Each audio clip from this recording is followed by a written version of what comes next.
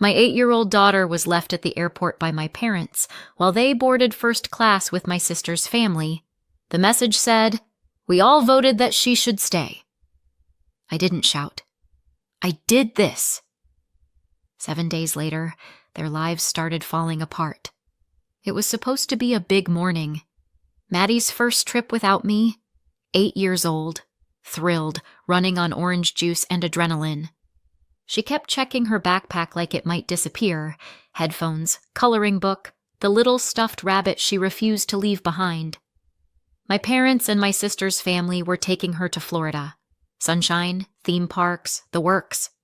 I couldn't get time off, so I packed her favorite snacks, kissed her hair, and told myself this was fine. She'd be surrounded by family. What could possibly go wrong? At 7:50 a.m., my mom texted a photo from the gate. Maddie grinning, one missing tooth, both thumbs up. Underneath, "Boarding soon." I smiled at my phone, told a coworker she's off on her first adventure, and tried to ignore the small ache of envy in my chest. Then, 2 hours later, another message buzzed through. "We all voted that she should stay." I frowned at it mid-meeting, half listening to someone talk about projections and deadlines. Stay where? It didn't even register as serious, just another one of my family's weird, cryptic jokes. I set the phone face down and got back to work. I wish I'd called then, but I didn't. And by the time I understood what that message really meant, my daughter was sitting in an airport with a stranger, waiting for a mother who didn't know she'd been left behind. The rest of the morning dissolved into noise, emails, conference calls, the usual chaos. Every so often I'd glance at the photo of her at the gate and feel that quick pulse of pride again. She was flying across the country. She was brave. She was fine. By mid-afternoon, the office lights had turned the color of old paper. I checked my phone again. No messages. Of course not. They'd be in the air, probably halfway to Florida. I told myself to stop hovering. When I finally left work, the parking lot smelled like heat and asphalt. I unlocked my car, glanced one more time at my phone, and saw the same unread text staring back at me. We all voted that she should stay.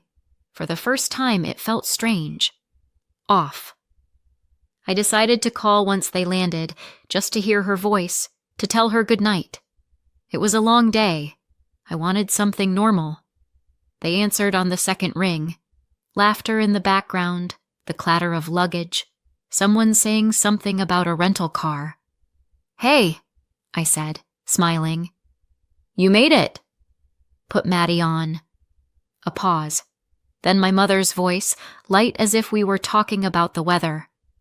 "Didn't you get our message?" "What message?" "The one that said we all voted she should stay." I laughed, because what else do you do when your brain refuses the obvious? "What does that even mean?" My father's voice came next, calm, factual. "She was acting up." We decided it was better she stay home. The laugh died in my throat. "You left her?" My sister cut in, bright, efficient. "Relax. We called an emergency childcare agency. She's fine." "Fine?" Mom again. "It's a good agency. 5 stars on Google. We'll text you the name, Mom. We're catching the shuttle. Talk later. Click." For a moment, I just stood there in the parking lot, phone still pressed to my ear, listening to nothing.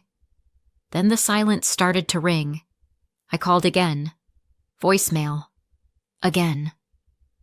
One thought cut through everything else. My child is alone. And just like that, I was moving, bag over shoulder, keys in hand, no plan, just movement. The number came through a minute later, texted from my mother's phone. No message, just a link and the name of an agency I'd never heard of. When someone finally answered, her voice was bored, brittle.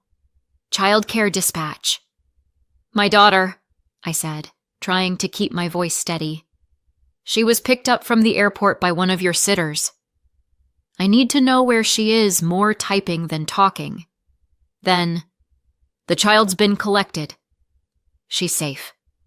The caregiver took her home to wait for pickup. What's the address? Another pause. Keys clicking. Sending it now. A text appeared with a street name I didn't recognize, halfway across the city. No apology, no explanation. Just logistics. I drove. Fast. Too fast. Streetlights smeared across the windshield. The steering wheel was slick under my hands. Every time I blinked, I saw Maddie sitting somewhere strange, small legs swinging, waiting for someone who never came. By the time I pulled up outside the address, my pulse was a steady drum. The neighborhood looked tired, one flickering streetlight, the smell of damp concrete. A woman opened the door before I could knock. Her face said she'd already decided not to like me. "You're the mother?" she asked. "Yes," she snorted. "You people have some nerve. She's been here all day." She turned, calling over her shoulder, "Kid! Your ride's here." Inside, the place smelled of disinfectant and microwaved dinners. Maddie sat on the couch, backpack beside her, rabbit in her lap, eyes huge and glassy. When she saw me, she ran. I caught her mid-stride, nearly knocking us both over. "I was good, Mommy," she whispered. I waited. I held her tight. "You did everything right." "Nobody gave me your number," she said. "I called the one they left. It kept saying the number couldn't be reached." The sitter hovered near the doorway. "Nobody gave me your number," she said. "I called the one they left. It went straight to a voicemail that said the person couldn't take calls." I tried 3 times. "That was my mother," I said. "Thank you for staying." She shrugged. "I'll send the invoice." We left fast. Maddie clung to my hand all the way to the car.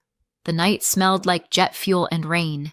She climbed into the passenger seat beside me, still gripping my fingers like an anchor.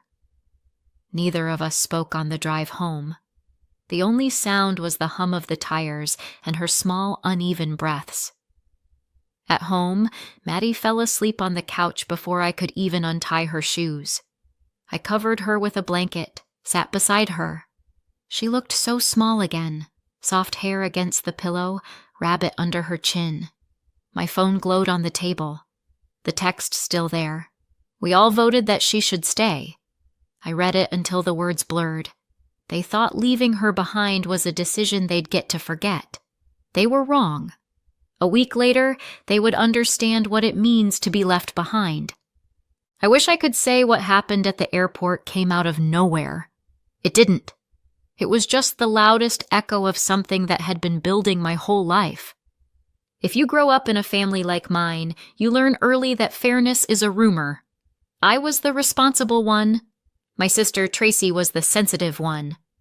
That's code for Lydia cleans up, Tracy gets applause. When we were kids, I did homework at the kitchen table while Tracy drew on the walls with crayon. Guess who got grounded? Hint. Not the artist. Mom said it was because Tracy was delicate. Dad said nothing at all, which, in our family, counted as agreement. By the time I was 10, I could make dinner, fold laundry, and sense Mom's mood from 3 rooms away. Tracy, at 7, couldn't pour her own cereal, but somehow already knew how to get what she wanted. She'd cry, Mom would melt, and I'd be the one apologizing for something I didn't do. Even then, I understood the rule. Love was a limited resource, and Tracy had the premium subscription. In high school, I stopped expecting anyone to notice me unless something broke. I became efficient, invisible, useful. Teachers loved me. Mom said I was reliable, which in her language meant boring. When college came, the choice was simple: go or get stuck. My parents contributed exactly nothing except advice. Expensive, unsolicited advice. "Don't get too ambitious," Mom warned. "Men don't like women who outshine them." So naturally, I got ambitious. Scholarship, double shifts, instant noodles, the holy trinity of the overachiever. Meanwhile, Tracy was finding herself, which mostly involved finding bars that didn't card and boyfriends who paid for drinks. She majored in art, then psychology, then undecided, before dropping out to marry Ryan, who still lists his job as freelance. Freelance, what remains a mystery. When I graduated, Mom said, "You think you're better than everyone now?" I didn't answer. I was too tired from climbing a ladder she'd never admit existed. Fast forward a few years. I had a steady job, a mortgage, and a husband who actually did his own laundry. Tracy had 2 kids, a mountain of debt, and a talent for turning every crisis into a group project. Whenever her rent was late or her car broke down, she called me. "I hate to ask," she'd start, which always meant she absolutely didn't hate it. And somehow, I always helped. Because I'm the good daughter, the one who fixes things. Mom loved to remind me of that. "You make more, sweetheart," she'd say, like that ended the discussion. "It's nothing for you." Nothing for me, everything for them. At first it was small, bills, birthday gifts, short-term loans. Then came the big stuff. Family trips where I paid the deposit, the meals, and the oops, forgot my wallet moments. Tracy called it generosity. I called it blackmail with better manners. The house came next. Jason and I bought a fixer-upper as an investment. Something sensible. Adult.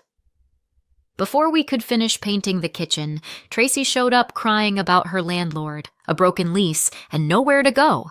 "Just for a few months," she said. Her version of a few months could survive a nuclear winter. She paid a quarter of what we'd agreed, complained about the rest, and posted on Facebook about how greedy people don't understand family. Guess who greedy was? Hint, not the tenant. Every time I mentioned rent, she had a new tragedy. A dentist bill, a stolen laptop, a lost job that she never really had. Mom always took her side. "She's doing her best," she'd say. So was I, apparently in the wrong direction. The one time I tried to stand firm, Mom accused me of putting money above family. I wanted to say family put me below money a long time ago, but sarcasm doesn't work on people who lack self-awareness. Then came the Florida trip. That was supposed to be the olive branch. Tracy said, "The kids would love it. We'd love it. But flights are insane. Translation, pay, and we'll go." I'd been drowning in deadlines, no chance to take time off, so when she offered to bring Maddie along, I actually said yes. It felt like a solution. Maddie gets her first vacation, and I get a week to breathe. I bought the tickets, the hotel, even the matching t-shirts, because Tracy insisted family photos matter. She meant her family. Mom thanked me like I was donating organs. Tracy said, "We'll take such good care of her." They took my money, my daughter, and my peace of mind, and managed to lose all 3 before noon. Looking back, I shouldn't have been surprised. This was the pattern, just louder this time. For years, I'd been the safety net, the walking apology, the invisible backbone. They'd trained me to believe that saying no made me cruel, and saying yes proved I loved them. But standing in that small apartment later, holding Maddie while she cried into my neck, something in me burned clean. Not anger, clarity, the kind that strips away every excuse you've ever made for people who don't deserve them. They'd always said family comes first. I finally agreed. Just not theirs. 7 days after they left Maddie behind, their lives started to unravel. Maddie woke up crying around 2 in the morning. The kind of cry that starts quiet, like she's trying not to bother anyone, then breaks all at once. I was out of bed before I knew I'd moved. She sat up, hair tangled, eyes glassy. "Why didn't Grandma want me?" she whispered. That one sentence hurt more than everything that came before. I pulled her against me. "She doesn't know how to be good," I said softly. "That's not your fault." She nodded like she understood, which somehow made it worse. When she finally drifted off, her breathing even and small, I stayed awake staring at the ceiling. Every heartbeat felt like a countdown. By morning, the decision was already made. I just hadn't said it out loud yet. The house was still when I got up. Coffee burned on the warmer. Sunlight hit the pile of unopened mail like it was accusing me. Maddie's stuffed rabbit sat on the counter next to my phone. I scrolled through messages until I reached the last one from my parents. We all voted that she should stay. Every time I read it, it felt more like a dare. Jason was out of town on a business trip, so I didn't wait for anyone's opinion. I opened my laptop and started digging. Emails, bank statements, rental records, every little transaction that said, "You owe me nothing," but somehow meant, "You owe me everything." Then a new notification popped up, another charge from the Florida resort. Room service, under my name. They'd actually ordered margaritas on my card. I laughed, the kind of laugh that sounds like it might break something on its way out. Fine. If they wanted numbers, I'd give them numbers. By the time the coffee went cold, I had the files open in a neat row on the screen. 36 months of rent, discounts. $54,000 they never paid. $3,500 for a vacation I didn't take. $1,200 for an emergency childcare service I never approved. $58,700. It wasn't even about the money, not really. It was about the math of disrespect. You could measure it to the cent. I called a lawyer friend Jason had used once, a calm, no-nonsense guy who sounded like he ironed his ties. Told him I didn't need therapy. I needed a demand letter. He sent me a template. "Keep it factual," he said. "Clean, professional." Perfect. I'm very good at professional.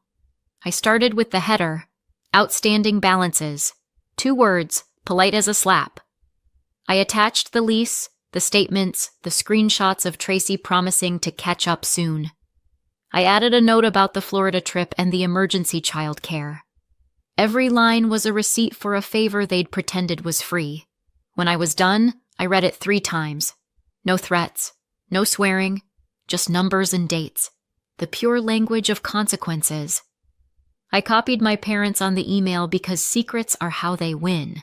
Then I hovered over send. For a second, my hands shook. Not from doubt, just adrenaline. Click. That sound was better than applause. The kitchen was still bright with screen light. Across the table, Maddie was hunched over a sheet of paper, drawing, head down, tongue between her teeth, the way she always did when she wanted something to be perfect. A rabbit this time. Big ears, backpack, one paw raised like it was waving goodbye. "What's it doing?" I asked. "Going home," she said. I watched her color in the sky, too much blue, the way kids always overdo it, and felt the last of the shaking leave my hands. "Smart rabbit," I said. She smiled, proud. "He's not scared anymore." Neither was I. The day after I hit send, my phone lit up like a slot machine. Group video call, Mom, Dad, and Tracy. They were still in Florida. Palm trees, drinks with umbrellas. The kind of background that makes outrage look ridiculous. Mom started before the picture even cleared. "Okay, what is this supposed to be?" Tracy laughed so hard she nearly spilled her cocktail. "A bill?" "Really? $58,700? "You're hilarious." Dad smirked. "She's bluffing." "She just wants us to feel bad I didn't answer. Sometimes silence works better than a speech." Mom leaned closer. "You know we don't have that kind of money." "You make 5 times what we do. How could you even send something like that? You wanted to humiliate us?" Tracy jumped in. "Yeah, St. Lydia showing everyone how generous she is. What's next? You'll charge us for oxygen?" "It's not guilt," I said. "It's math." That did it. Their smiles wobbled like bad Wi-Fi. Mom blinked. "Oh, come on, you can't be serious." "I am." Tracy gave a nervous little laugh. You think you can charge your own family? What kind of person does that? The kind of person who doesn't forget you left a child at an airport. The noise from the pool stopped. Even the wind seemed to quit. Mom tried for the high ground. You don't treat family like strangers. Exactly. Tracy's voice jumped an octave. You're exploiting us. Then stop being exploitable.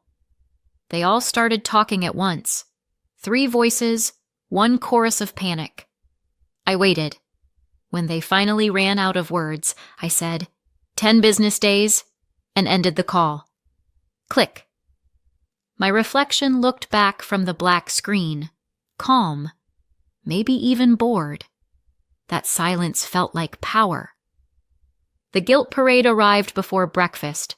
A dozen missed calls, texts, voicemails layered with fake concern. Mom's read, "We're worried about you. This isn't like you." Tracy's was shorter. "Take it back before you regret it." I ignored them, printed the letter again, and mailed the hard copy. If they thought it was a bluff, they could watch it arrive with tracking updates. The morning they flew home from Florida, my doorbell went off like an alarm clock. 3 sharp rings, entitlement in Morse code. I opened the door halfway. Mom in front, Dad behind her, Tracy clutching her phone like she planned to record an exorcism. Mom smiled the smile she uses on waiters. "Sweetheart, this is just a misunderstanding." "No, it's not." Tracy rolled her eyes. "You're just angry about Maddie. Don't ruin the family over this. You did that at the airport." That one hit. Tracy's mouth opened, closed, stayed that way.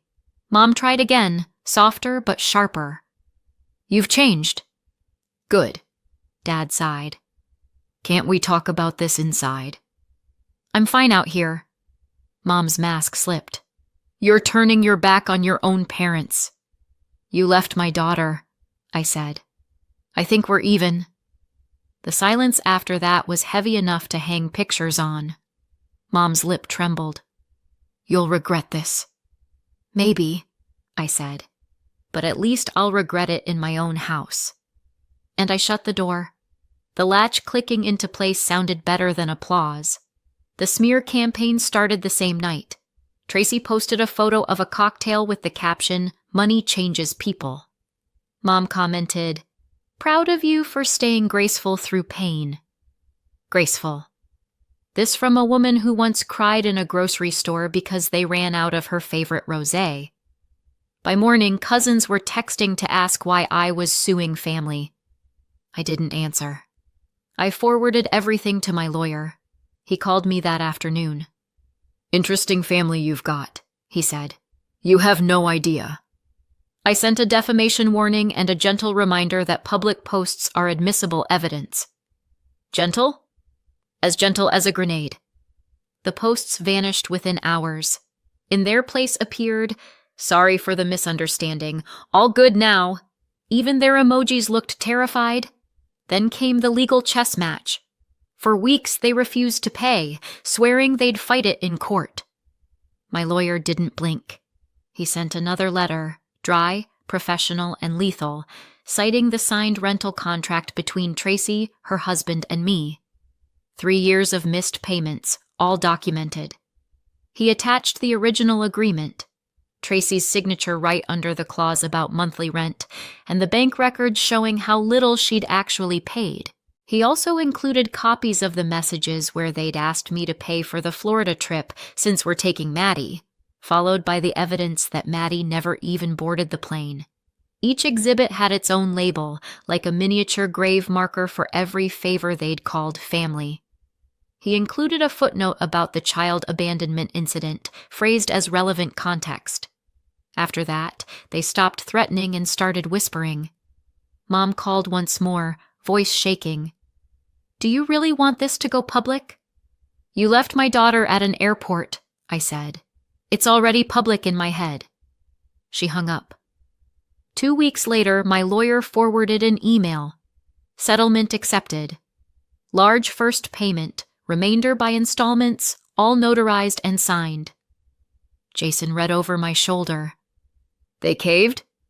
Eventually. He smiled. You sound disappointed. No, just surprised it took this long. He laughed. You're terrifying. Efficient, I corrected. Terrifying's extra. I poured another coffee and stared at the subject line.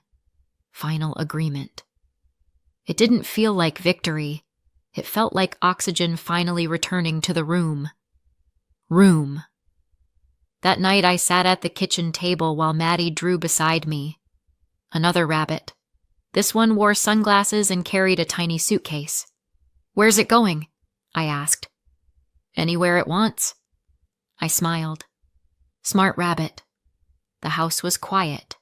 No calls, no noise, no guilt humming through the walls. Outside, a plane passed overhead, softer than before. Maddie didn't look up. Neither did I. I thought about everything. The call, the door, the lawyers, the silence that followed. Not triumph, not revenge. Something steadier. They left her behind. I left them behind. And for once, nobody followed. It's been 3 months since the settlement. The payments arrive on time, automatic transfers that feel more satisfying than any apology ever could. Every 30 days, a polite email reminder. Family reimbursement, installment received. I don't even check the balance anymore. I just smile and move on. The rental property finally makes real money. New tenants, actual contracts, rent paid in full. Jason jokes that the house is finally earning its keep. I stopped being the family bank and became a landlord instead. Strange how cold and practical suddenly feel like peace. With that steady income, we both scaled back a little. Nothing dramatic, just normal hours for once. Jason still works in tech. I still work too, only without the constant overtime. Now, evenings actually belong to us. We eat dinner together, talk, laugh. Maddie's happier, and so are we, though my laugh still sounds a little rusted. Word travels, of course. Apparently, Tracy and her husband both have real jobs now. She works front desk at a dental office. He's doing deliveries. They tell everyone it's temporary, that they're regrouping, but according to a cousin, they mostly complain about being tired. Welcome to the club. Mom hasn't called. I think she finally figured out that silence costs less than arguments. Life's quieter, simpler. I keep the rental income separate, labeled college fund/therapy fund/emergency chocolate fund. Jason calls it the peace dividend. We're fine. Better than fine. Some nights we sit on the porch with Maddie between us and watch planes cut across the sky. She still draws rabbits sometimes. They always make it home. So, what do you think? Did I go too far or not far enough? Let me know in the comments and subscribe for more.